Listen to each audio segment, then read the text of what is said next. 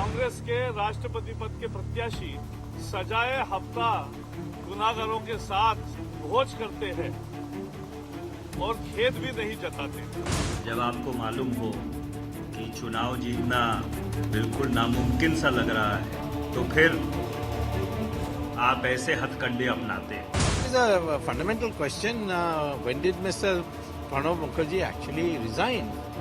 In their convention, I have forced my signature myself. Then what is the point? मामला दाल में काला है कि क्या इतनी डर है? If there is an allegation of forgery of a signature, then somebody else forges the signature of another person. And that person should complain.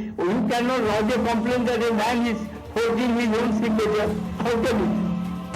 The returning officer has already dealt with the objections and found the nomination to be valid. तो जो order pass हुआ ये तो अभूतपूर्व है क्योंकि कोई जांच नहीं कुछ नहीं, उसने ऑर्डर पास कर दिया। It's a scandalous suggestion. और यदि इलेक्शन कमीशन से हमें तसल्ली नहीं मिलेगी तो कोर्ट में जाएंगे। No one can stop anyone from going to court. नमस्कार, मैं रविश कुमार। राष्ट्रपति चुनाव फिलहाल पिछले 1-2 दिनों से पंचायती स्तर के चुनाव पर पहुंच गया है। वैसे देश का हर चुनाव पंचायत स्तर की तिकड़मों पर ही आधारित होता है। चूंकि हमारा लोकतंत्र वहां से शुरू होता है तो यह भी जानना चाहिए कि मुखियाई का चुनाव कैसे होता है, या फिर आप खुद मुखिया जी से पूछ लीजिए और देखिए कि लोकतंत्र के इस सबसे ऊंचे मुकाम के लिए हो रहे चुनाव में क्या फर्क है।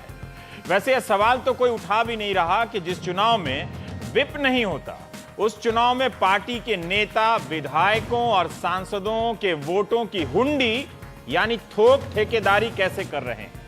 सवाल करेंगे तो कह दिया जाएगा कि यही परंपरा है और ऐसा ही पिछले कई चुनावों से होता आया है। राष्ट्रपति का चुनाव कोई नैतिक साधना का मार्ग नहीं है।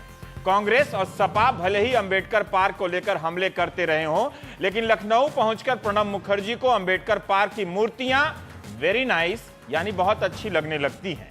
उनके सम्मान में भोज होता है तो 2 विधायकों को एम्बुलेंस से भोजन स्थल लाया जाता है। ये दोनों जेल में बंद हैं और इन्हें सिर्फ विधानसभा के सत्र में जाने की विशेष अनुमति मिली हुई थी। बीएसपी ने आरोप भी लगाया कि इन विधायकों ने कानून तोड़ा है, फिर यह आरोप गायब भी हो गया। आंध्र प्रदेश में जेल में बंद जगन रेड्डी से प्रणब दा के प्रतिनिधि मिलने जाते हैं। संगमा को मिलने नहीं दिया जाता है। किसी के लिए यह मुद्दा नहीं है कि भ्रष्टाचार के आरोप में जेल में बंद किसी नेता या उसकी पार्टी से कम वोट नहीं मांगने का कम से कम नाटक ही करें। यह सब किया जा रहा है एक ऐसे पद के चुनाव के लिए जहां से संविधान की रक्षा होती है। राष्ट्रपति का चुनाव ही असली चुनाव है, जहां विचारधारा, दलगत विरोध, आपराधिक पृष्ठभूमि इत्यादि इत्यादि की बात करने पर राजनीतिक दल आप पर हंस भी सकते हैं। प्रणब मुखर्जी यूपीए के उम्मीदवार हैं। बीजेपी ने आरोप लगाया है कि प्रणब मुखर्जी ने आईएसआई कोलकाता के चेयरमैन पद पर रहते हुए नामांकन भरा है तो उनका नामांकन रद्द कर दिया जाए। उनकी तरफ से प्रणब बंसल ने कहा कि प्रणब मुखर्जी ने इस्तीफा दे दिया था। इस्तीफे की कॉपी दिखाई गई तो बीजेपी ने दस्तखत को लेकर सवाल खड़े कर दिए। कहा कि दस्तखत फर्जी है क्योंकि नामांकन में जो दस्तखत है और इस्तीफा में जो दस्तखत है दोनों अलग अलग हैं। प्रणब मुखर्जी कहते हैं कि दस्तखत उन्होंने किए हैं तो दूसरा कैसे कह सकता है कि फर्जी है। रिटर्निंग अफसर ने संगमा के एतराज को खारिज कर दिया। अब बीजेपी ने कहा कि ऑर्डर की कॉपी दीजिए तो जवाब मिला कि चुनाव आयोग से अनुमति मांगनी होगी। चुनाव आयोग ने कह दिया कि रिटर्निंग अफसर आदेश को प्रकाशित कर सकते हैं यानी दे सकते हैं, तो हो सकता है कि संगमा जी को कॉपी मिल जाए।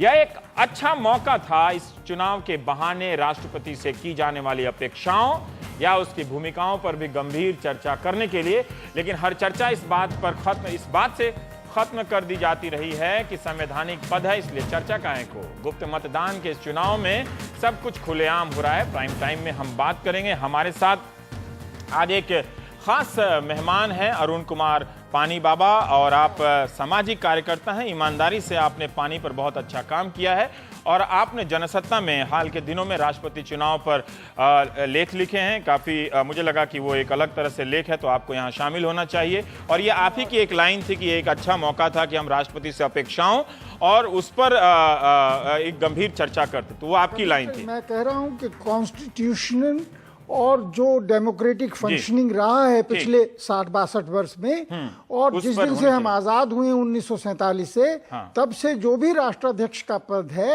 इसके ऊपर एक तो हिस्टोरिकल रिव्यू होना चाहिए। हमें समझ में आना चाहिए कि उन लोगों की क्या रोल रही है। इतनी पानी बाबा जी हमारे साथ सुभाष कश्यप जी हैं, जो संविधान विशेषज्ञ हैं, और इनकी जो पत्रिका है साउथ एशिया पॉलिटिक्स, उसमें राष्ट्रपति चुनाव पर ही मुख्य रूप से है। और आप बता रहे हैं कि 14 तारीख को आपकी किताब आ रही है।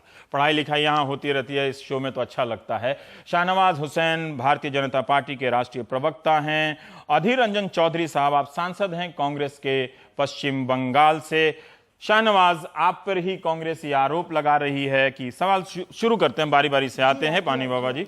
हाँ, और ये बीजेपी पर ये आरोप कांग्रेस लगा रही है कि आपने राष्ट्रपति के चुनाव को हल्का कर दिया है। आप उनके दस्तखत को फर्जी बता रहे हैं, जो दस्तखत करने वाला कह रहा है कि उसका दस्तखत सही है। आप चुनाव की बजाय इस उम्मीद में हैं कि किसी तरह से नामांकन रद्द हो जाए, कोई चमत्कार हो जाए। इस तरह से भारतीय जनता पार्टी और पीए संगमार पर कांग्रेस का ये आरोप लगा रहा है कि आप ऊंची हरकतें कर रहे हैं। ये हो सकता है मेरा शब्द हो, लेकिन कुल मिलाकर यही आरोप है कि आप इसकी गरिमा को गिरा रहे हैं, ऐसा कहा जा रहा है। शाहनवाज, नहीं, लोग क्या चाहते हैं कि इस देश में चुनाव में राष्ट्रपति का पद है, इसलिए यूपीए ने अनाउंस कर दिया और हम लोग हाथ खड़े कर दें, हम सच बात न बोलें, सच्चाई से दामन अलग कर लें, हम ये कह दें कि नहीं पंचायत जैसा चुनाव है। क्या पंचायत के चुनाव को हीन भावना से देखा जा रहा है? क्या पंचायत का चुनाव छोटा होता है? चुनाव होता है, चाहे वो पंचायत का हो या विधानसभा का हो या राष्ट्रपति का चुनाव हो। कम से कम उसको पंचायत कह के पंचायत के प्रतिनिधियों को अपमानित नहीं करना चाहिए।